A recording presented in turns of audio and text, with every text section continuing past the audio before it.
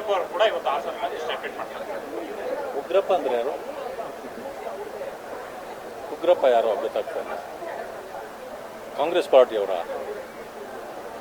ದೇಶದಲ್ಲಿ ತೈಲದ ಕೊರತೆ ಇದೆ. ನಮ್ಮ ದೇಶದಲ್ಲಿ ತೈಲ ಬಹಳಷ್ಟು ಸಿಗೋದಿಲ್ಲ, ಕೇವಲ 20% ಅಷ್ಟು. ಉಳಿದದ್ದು ನಾವು ಬೇರೆ ದೇಶಗಳ ಮೇಲೆ ಅವಲಂಬಿತರಾಗಿದ್ದೇವೆ.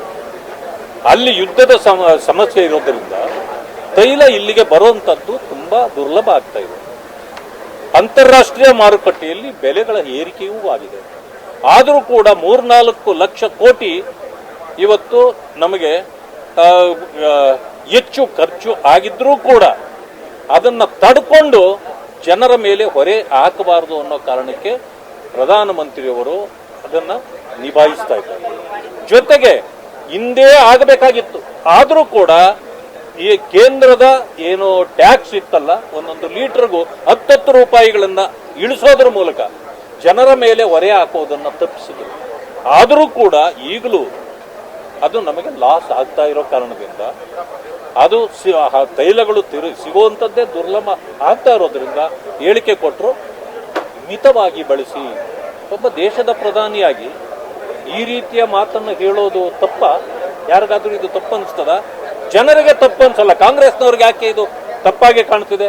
ವೀರಪ್ಪ ಮೊಯ್ಲಿ ಅವರು 10 ವರ್ಷಗಳ ಹಿಂದೆ ಯಾವ ದೇಶದ್ದು ಯುದ್ಧವೂ ಇರಲಿಲ್ಲ, ಸಮಸ್ಯೆಯೂ ಇರಲಿಲ್ಲ, ಅವತ್ತು ಯಾಕೆ ಇದನ್ನ ಹೇಳಿದ್ರಿ?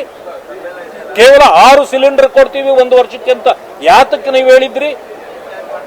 ಇವತ್ತು ಆ ಪರಿಸ್ಥಿತಿ ಇಲ್ಲ, ಸರ್ವರಿಗೂ ಸಿಗ್ತಾ ಇದೆ. ಆದರೆ ಮಿತವಾಗಿ ಬಳಸುವುದರಿಂದ ಅದರಿಂದ ದೇಶದ ಎಕ್ಸ್ಚೆಕರ್ಗೆ ತೊಂದರೆ ಆಗೋದಿಲ್ಲ.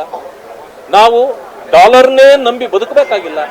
ಆ ಕಾರಣದಿಂದಾಗಿ ಈ ರೀತಿಯ ಅಧಿಕಾರದಲ್ಲಿರ್ತಕ್ಕಂಥ ಪ್ರಧಾನಮಂತ್ರಿಗಳು ಸಲಹೆ ಕೊಟ್ಟಿದ್ದಾರೆ ಹೊರತು ಇದನ್ನ ಕಟ್ಟುನಿಟ್ಟಿನ ಕ್ರಮ ಅಲ್ಲ.